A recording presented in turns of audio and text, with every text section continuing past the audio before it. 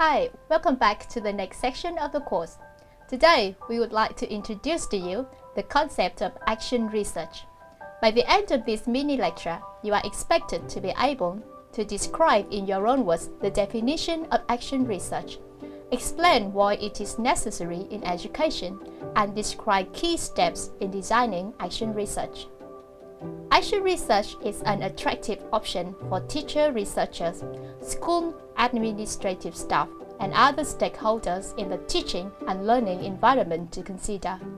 Specifically, action research in education can be defined as the process of studying a school situation to understand and improve the quality of the educative process. It may sound something ambitious, but in reality, action research can be in some simple forms. For example, if a teacher feels that the student in her class is not interested in her lesson, he may try to find possible ways to increase her students' motivation. In order to do this, she may read some articles online which suggest particular activities to make students feel more motivated, such as a short game or brief physical warm-up phrases. She then attempts to use some of these suggestions in her lessons, observe their effectiveness, and draw some conclusion. This can be an action research. So, why should action research be implemented at schools and universities? There are numerous benefits associated with action research, but we would like to name a few. Firstly, action research provides practitioners with new knowledge and understanding about how to improve educational practices or resolve significant problems in classrooms and schools. When teachers try their best to observe a particular classroom problem, undoubtedly, their understanding about it will improve significantly. Secondly, action research helps teachers develop new knowledge directly related to their classroom, promotes reflective teaching and thinking, expand teachers' pedagogical repertoire, puts teachers in charge of their craft, gives teachers ownership of effective practices, etc. In doing so, teachers are empowered to make changes related to teaching and learning. Thus, student achievement is enhanced and schools become more effective learning community. Many guidelines and models of action research are available to teachers wishing to engage in this research methodology. For instance, action research has been described as a spiraling process, as a research cycle, and as a helix.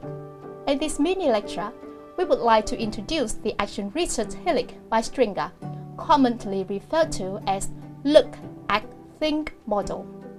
In the look stage, information is gathered by careful observation through looking, listening, and recording. During the think stage, researchers analyze the collected information to identify significant features and elements of the phenomenon being studied. Finally, the act stage is where the newly formulated information is used to devise solutions to the issue being investigated. To expand the key processes, let's have a look at the action research cycle. It consists of 5 key steps: designing the study, collecting data, analyzing data, communicating outcome, and taking action. The first step in conducting action research is to identify and define the focus of the investigation. Researchers need to develop some questions about the area of their focus and design a plan to effectively study and answer the questions they've developed. The second step involved in conducting action research includes collecting data to use in answering the research questions. This data may consist of teacher-made survey and standardized test data. Data may consist of surveys and interviews as well. Collecting data may also consist of student portfolio, observation, and other sources of information. After collecting data, researchers need to analyze and make interpretation from it.